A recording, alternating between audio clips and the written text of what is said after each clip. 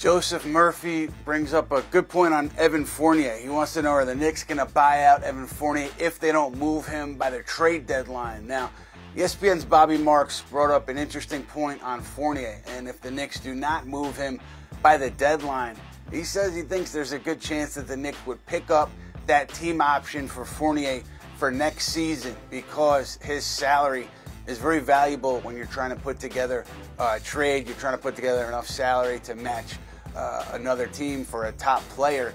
Fournier's salary is incredibly valuable. So that makes a lot of sense to me. If they don't move Fournier by the deadline, why wouldn't you exercise that option and then you continue to have him in the mix as far as potential trades? I mean, it's really tough for Evan Fournier. He's been a really good professional throughout this whole time in terms of when he's gotten benched. He hasn't really seen the floor in the last 2 years. And then if you're talking about picking up his option, if you don't trade him in the offseason, you make him sit for another half a year, you're basically just killing his value. So it would be really tough for Evan Fournier.